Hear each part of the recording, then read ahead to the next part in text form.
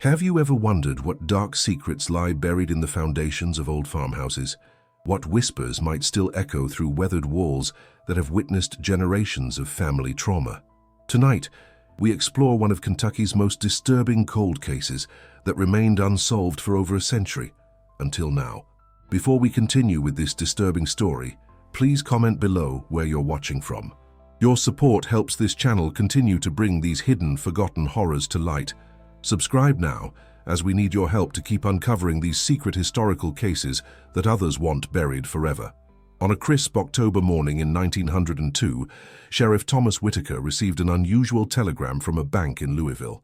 The message was brief, but would eventually lead to the discovery of one of the most disturbing family crimes in Kentucky history.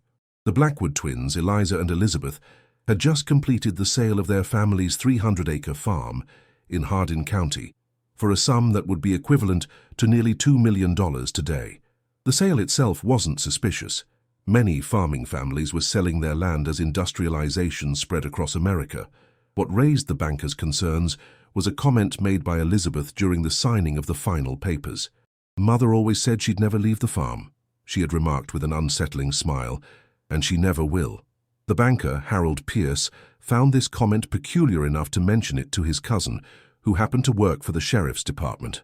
3 days later, Sheriff Whitaker was riding out to what was formerly the Blackwood property, now owned by the Kentucky Railroad Company, which planned to construct a new line through the previously agricultural land. What began as a routine inquiry would soon unravel into a case so disturbing that the official records were sealed by court order until 1975, and even then, many of the most troubling details were redacted from public view. It is only through recently discovered personal journals of those involved in the investigation that the full horror of the Blackwood farm case has come to light. "The first thing that struck me was the silence," wrote Sheriff Whitaker in his personal journal, recovered from his great-granddaughter's attic in 2019.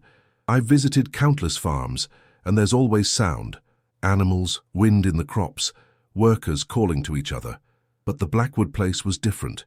It was as if the land itself was holding its breath, keeping a terrible secret." The Blackwood farm had once been among the most prosperous in Hardin County. Established in 1863 by Jonathan Blackwood, a shrewd businessman who had somehow managed to profit during the Civil War while avoiding fighting for either side. By all accounts, Jonathan was a hard man, feared more than respected by his neighbors. When he died suddenly in 1887, his widow Margaret took over the farm operations with unexpected skill, aided by her twin daughters, Eliza and Elizabeth, then just 16 years old. County records show that under Margaret's management, the farm continued to thrive, even as neighboring properties struggled through economic hardships. The Blackwood women kept to themselves, hiring seasonal workers but maintaining minimal contact with the surrounding community. The twins were identical to such a degree that many workers couldn't tell them apart, referring to them collectively as the Mrs. Blackwood rather than by their individual names. This isolation bred rumors. In small communities, those who stand apart often become the subjects of speculation and gossip. Some whispered that Margaret practiced witchcraft in the old barn after midnight.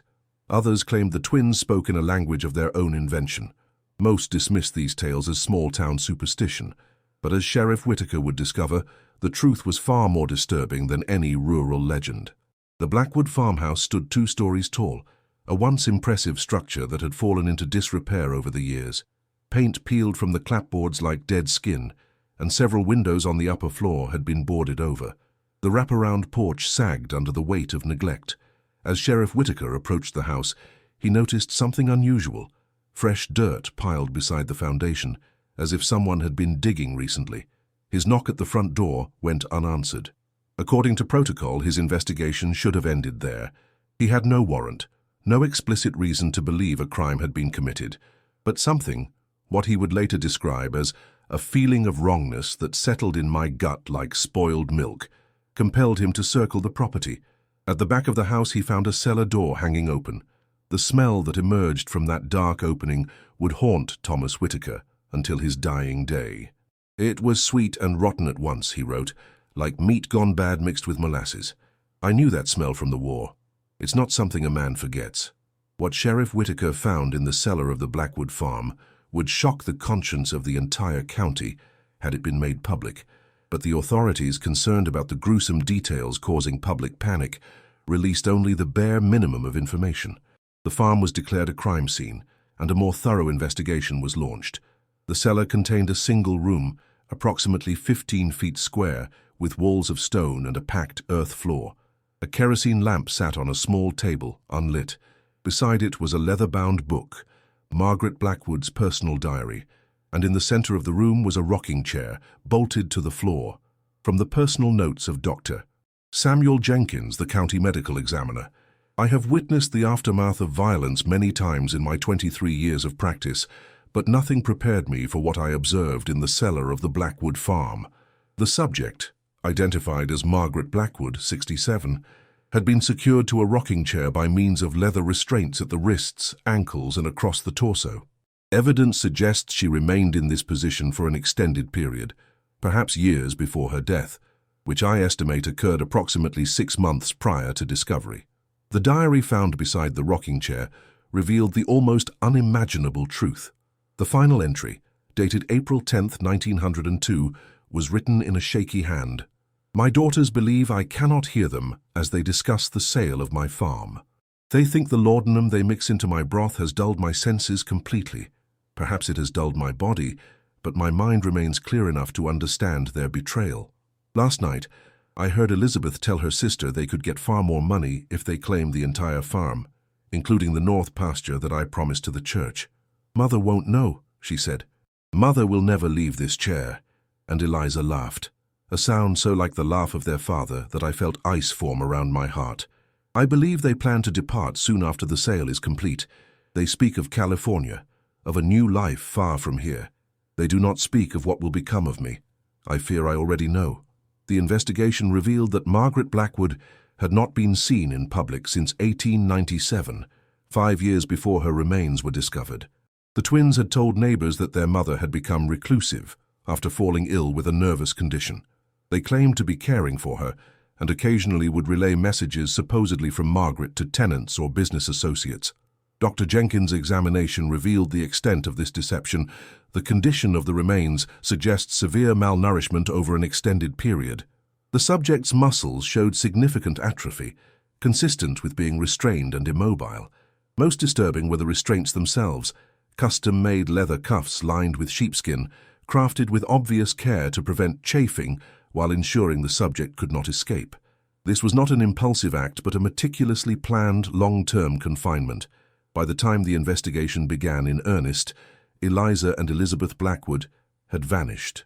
Railroad company records showed they had purchased 2 first-class tickets on the westbound train to St. Louis, but the trail went cold after their arrival.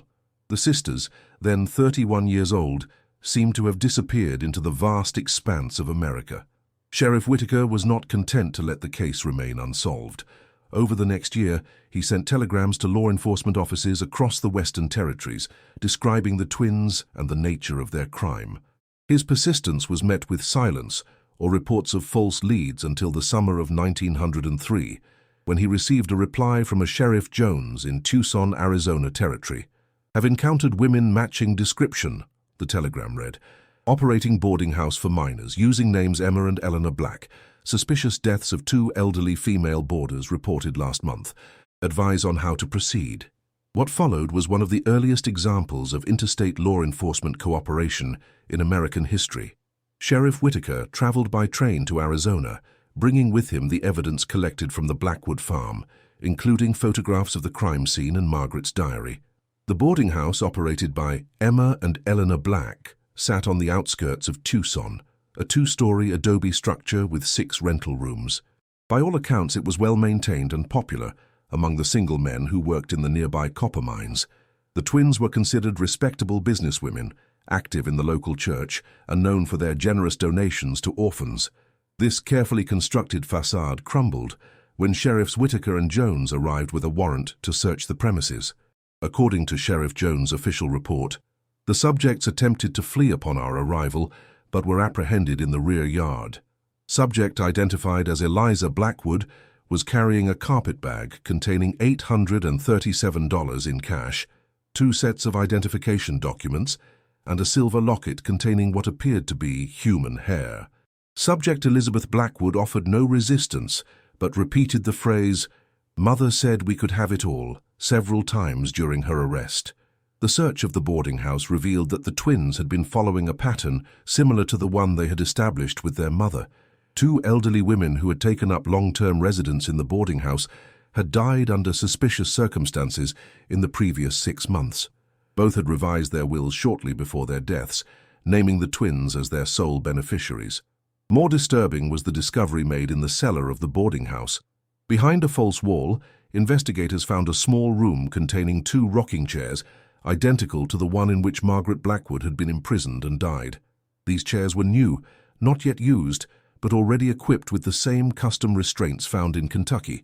From the confession of Elizabeth Blackwood, transcribed by court reporter Charles Denham, "You don't understand what she was like. Our mother controlled everything, the farm, the money, our lives. She told us we would never marry, never leave. We were her property, just like the cattle and the fields. After father died, she became worse. She would lock us in our rooms for days if we displeased her. She burned my sister's hand on the stove when she found her talking to the blacksmith's son. We were 30 years old and had never even been allowed to visit Louisville without her. What daughters would accept such a life?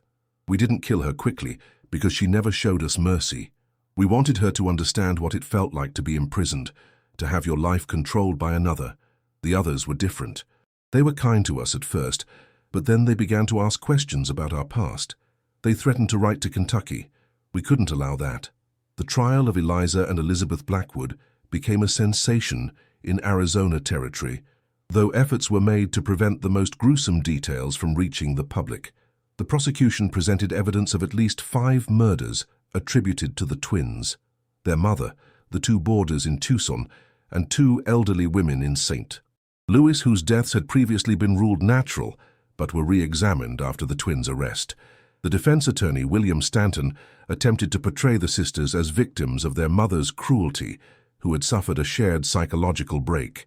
This defense gained little sympathy from the jury, particularly after the prosecution presented Margaret's diary, which painted a picture of a stern but not abusive mother, who had grown increasingly fearful of her daughters in the years before her imprisonment.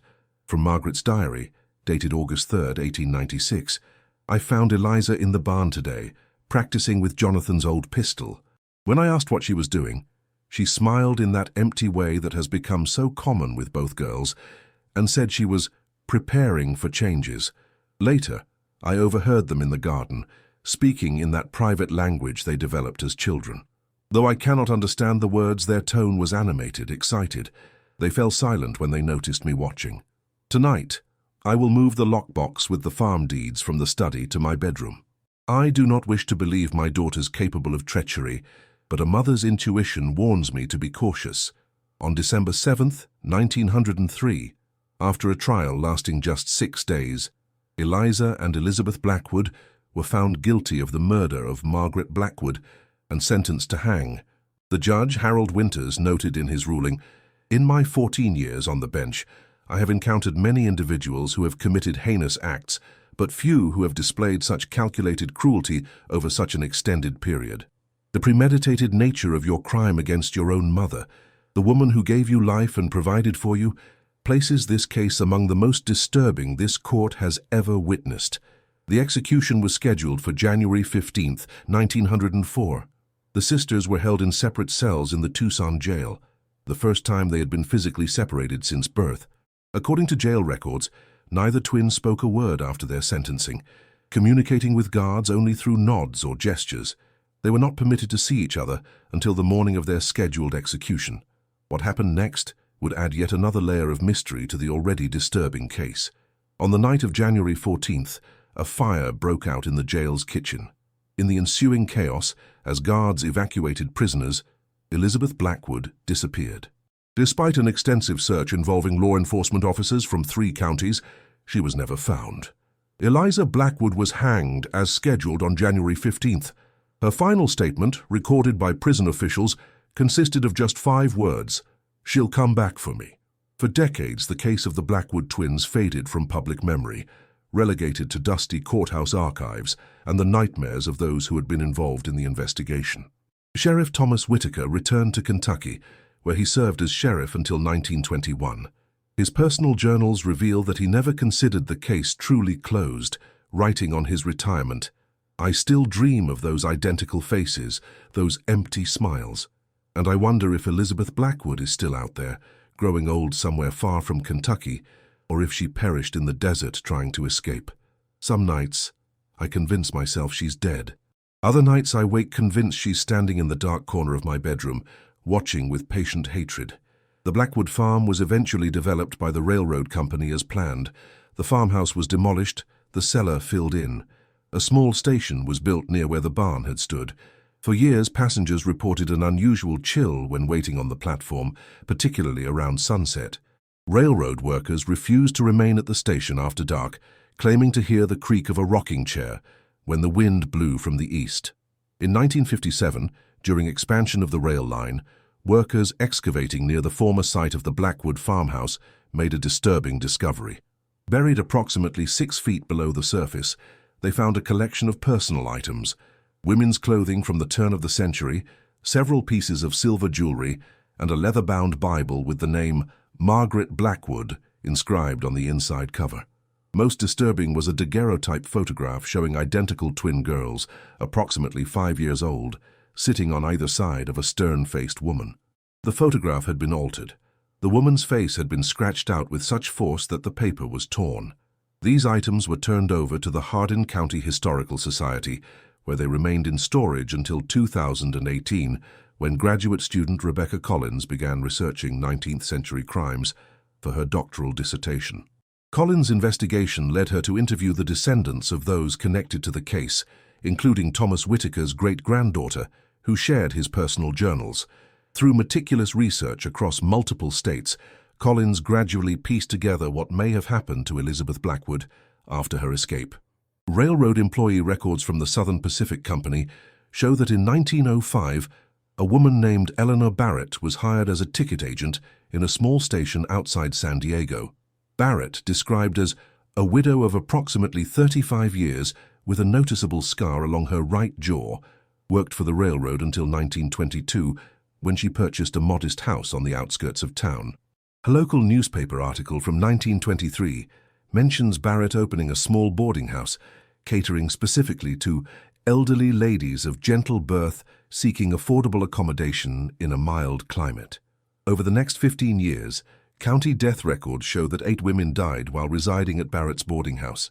All were described as having died of natural causes, and all had amended their wills shortly before death, leaving their possessions to "my dear friend Eleanor, who cared for me like a daughter."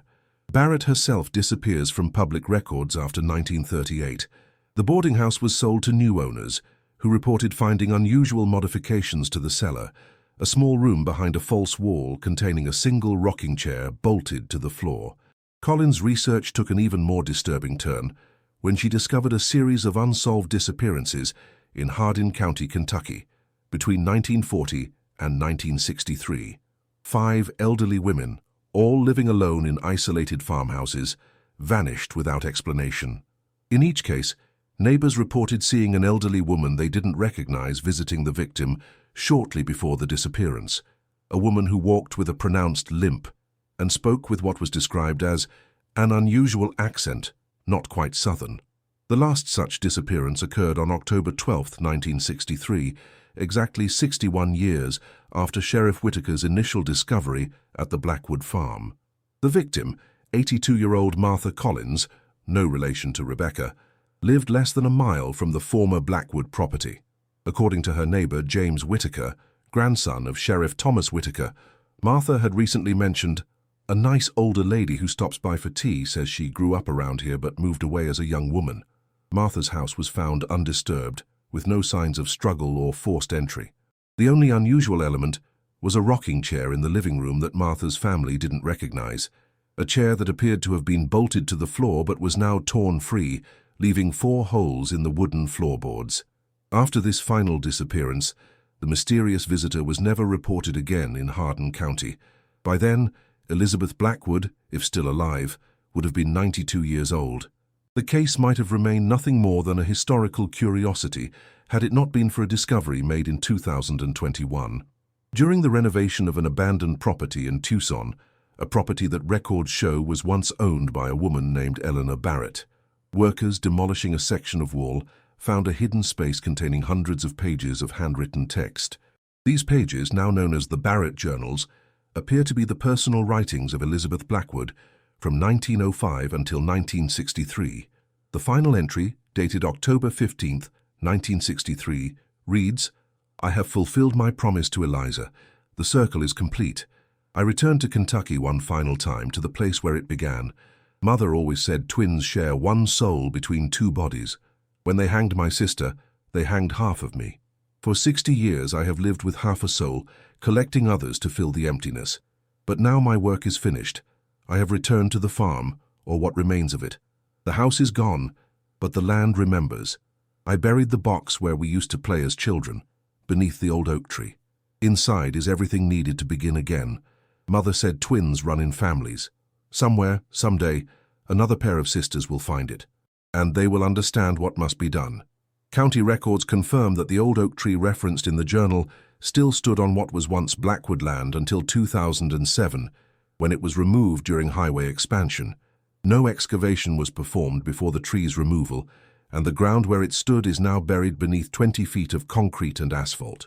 The Barrett Journals are currently held in a secure location at the University of Kentucky's Special Collections Research Center, available only to qualified researchers with approved credentials. Dr. Rebecca Collins, whose work brought this case back to public attention, has expressed concern about certain passages in the journals that appear to contain instructions for rituals of a disturbing nature. "There are sections written in a language I cannot identify," Collins noted in her final paper on the subject, "and diagrams that suggest Elizabeth Blackwood believed she was engaged in something beyond simple murder. Whether this represents the delusions of a disturbed mind or something more is beyond the scope of my research." In a strange epilogue to this already disturbing case, Dr. Collins herself disappeared in 2022, shortly after publishing her findings. Her car was found abandoned near the former site of the Blackwood farm, her research notes missing from her university office. The investigation into her disappearance remains open. Perhaps most unsettling are the reports from highway workers who maintain the stretch of road that now runs through the former Blackwood property. Multiple employees have reported seeing an elderly woman walking along the shoulder at dusk, moving with a pronounced limp. When approached, the figure disappears into the tree line. One worker who requested anonymity claimed that after such a sighting, he found a handwritten note on the windshield of his truck. The note contained just 4 words: "Mother said we could." Local historians in Hardin County continue to debate the true extent of the Blackwood case. While official records document the imprisonment and death of Margaret Blackwood and the subsequent crimes of her twin daughters, oral histories passed down through generations suggest the horror may have begun even earlier, with Jonathan Blackwood himself. According to tax records from 1860, 3 years before Jonathan established his farm, he worked as a clerk for a lumber merchant in Louisville. His transformation from urban bookkeeper to wealthy landowner happened with suspicious rapidity. Neighbors from that time, whose accounts were recorded in the parish records of Reverend Michael Lawson, reported that Jonathan arrived in Hardin County with a wagon laden with expensive farming equipment and enough cash to purchase 300 acres outright, a sum that would have been far beyond the means of a merchant's clerk. "The man had the smell of sulfur about him," Reverend Lawson wrote in his private correspondence, recently donated to the County Historical Society by his descendants. Not in the literal sense, though some in my congregation would swear to it, but in his manner. His eyes held no light of Christian charity. When he took communion, the wine remained untouched in his cup. I counseled Margaret against the marriage, but she was young and dazzled by his promises of prosperity. Margaret Sullivan, as she was known before her marriage, came from a respected but financially struggling family. The 7th of 9 children, she had few prospects beyond becoming a schoolteacher or finding a husband. Jonathan Blackwood, 15 years her senior, offered the latter option, along with a level of financial security her parents could never have provided. They were married in the spring of 1861, just as the Civil War was beginning to tear the nation apart. While many men from Kentucky joined either the Union or Confederate forces, Jonathan remained at his farm, somehow securing exemptions from service on both sides. During those 4 bloody years, while neighboring farms suffered from neglect as their owners and laborers went to war, the Blackwood farm expanded. By 1865, Jonathan had acquired an additional 100 acres, purchased from the widows of fallen soldiers at prices well below market value. "The war brought out the best in some men and the worst in others," wrote Reverend Lawson. "I regret to say that Jonathan Blackwood belongs firmly in the latter category. While our community grieved its dead, he accumulated wealth and land. More disturbing still were the rumors that he traveled frequently to battlefields within riding distance, returning at night with his wagon full and covered.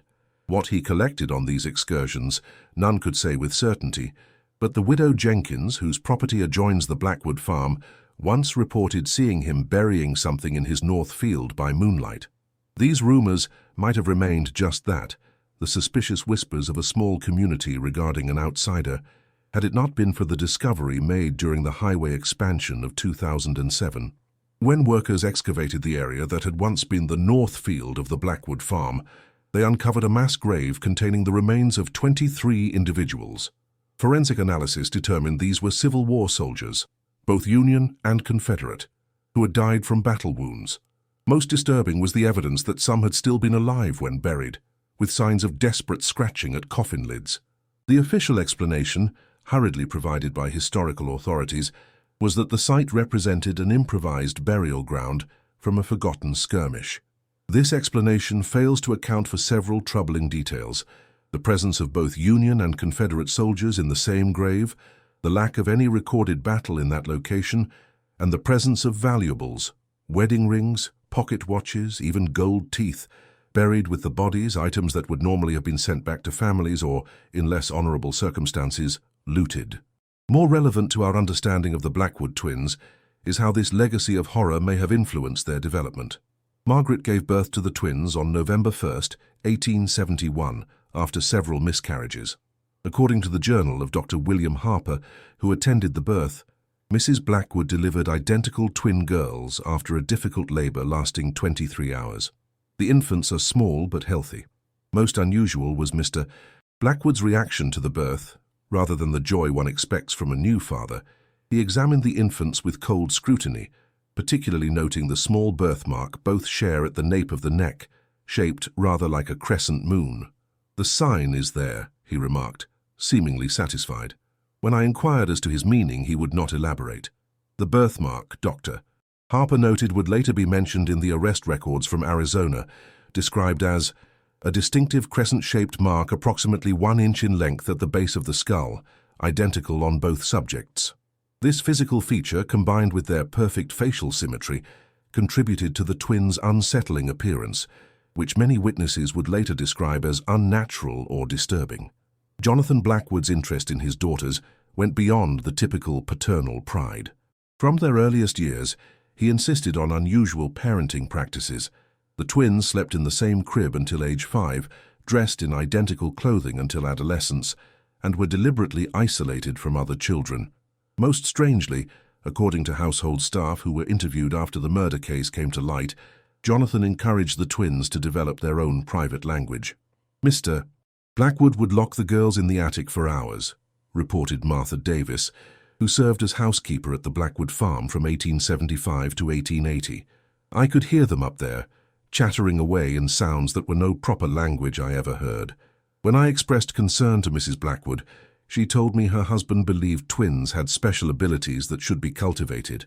They can speak to each other's minds, she told me, not proudly but with a kind of fear. Jonathan says they are 2 bodies with 1 soul, and he aims to make use of that. What Jonathan Blackwood intended to make use of remains unclear.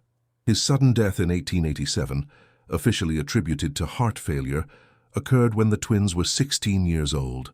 Margaret's diary entries from this period, recovered during the murder investigation, suggest she had begun to fear her husband's influence on their daughters.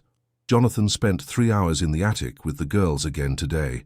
When they came down for supper, they would not speak English, only that chirping language he has encouraged. When I scolded them, they smiled in that empty way that so resembles their father's expression when he is displeased. After they went to bed, I confronted Jonathan, demanding to know what he teaches them in those sessions. "The birthright of twins," he said, "is knowledge of the spaces between." When I pressed him further, he grew angry, saying I could never understand, that only twins can comprehend twin mysteries. I fear what notions he has planted in their impressionable minds. 2 weeks after writing this entry, Margaret found Jonathan dead in his study. The official medical report noted no signs of foul play, though the examining physician, Dr. Harper, recorded that the expression frozen on the deceased's face was one of extreme terror, unusual in cases of heart failure, which typically present as more peaceful in aspect.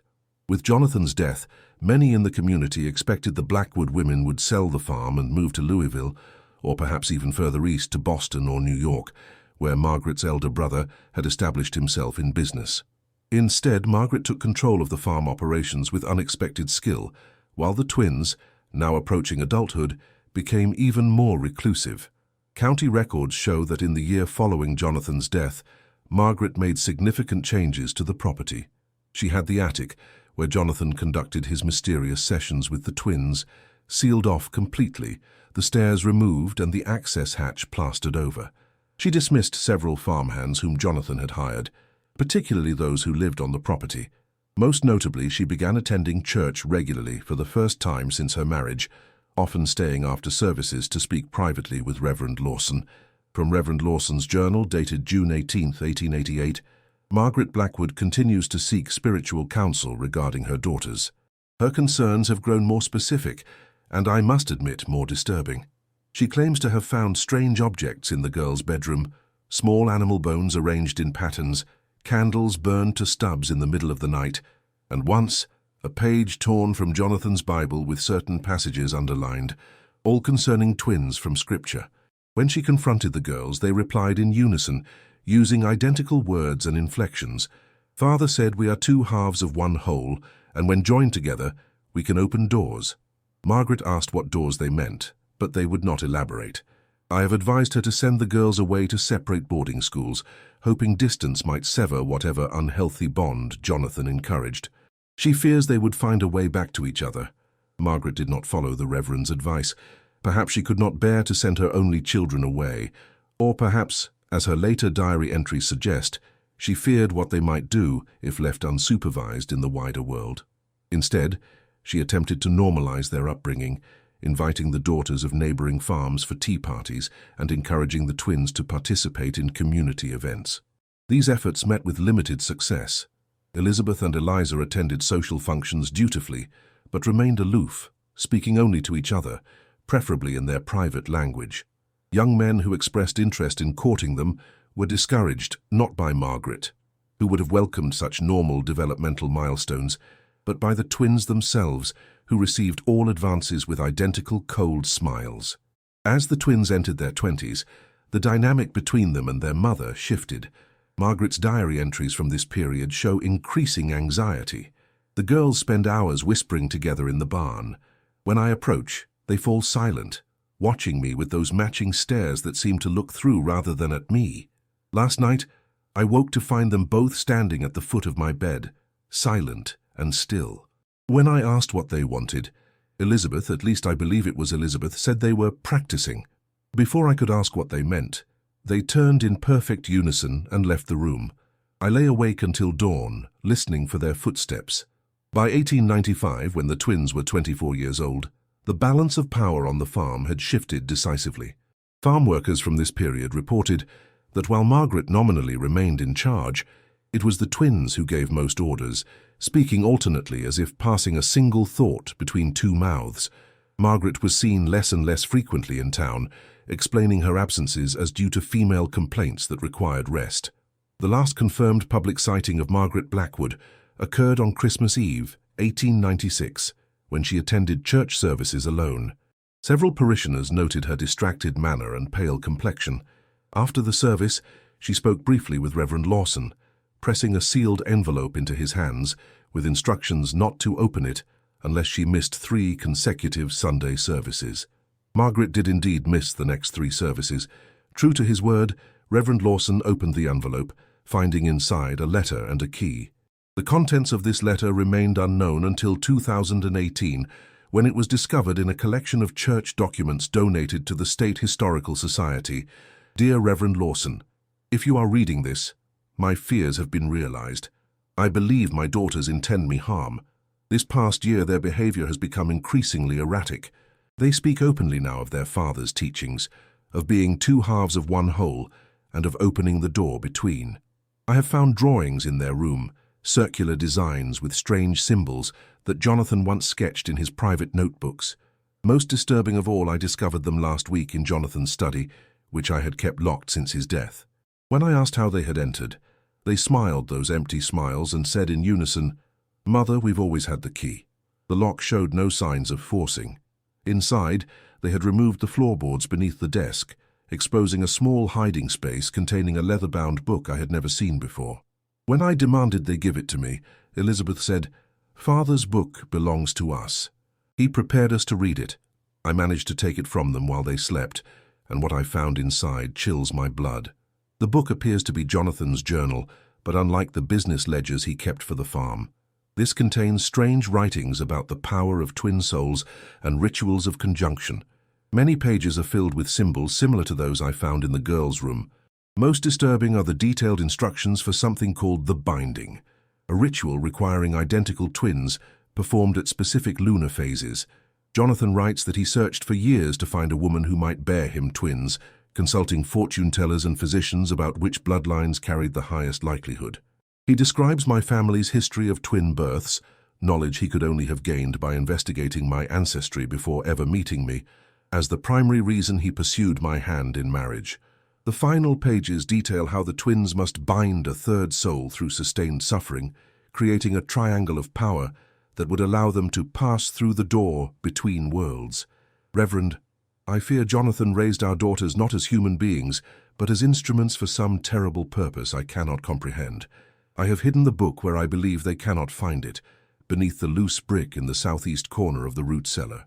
The enclosed key opens the strongbox containing the farm's deed and my will, which I have amended to leave everything to the church, not my daughters. Should anything happen to me, please alert the sheriff immediately. With fear and faith, Margaret Blackwood.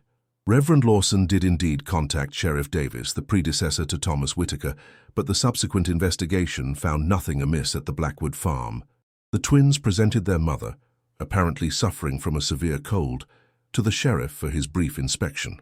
Margaret said nothing during this visit, nodding weakly when asked if she was being well cared for. The sheriff, finding no evidence of foul play, departed satisfied. 3 days later, Reverend Lawson himself died unexpectedly of an apparent stroke. The letter was filed away among church documents and forgotten until its rediscovery more than a century later.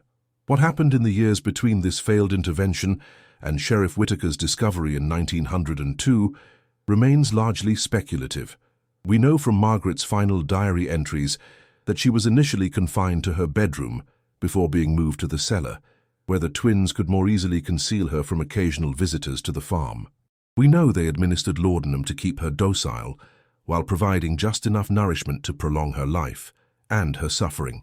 What remains unclear is their purpose in this prolonged cruelty. If financial gain was their only motive, they could have killed Margaret quickly and claimed her natural death.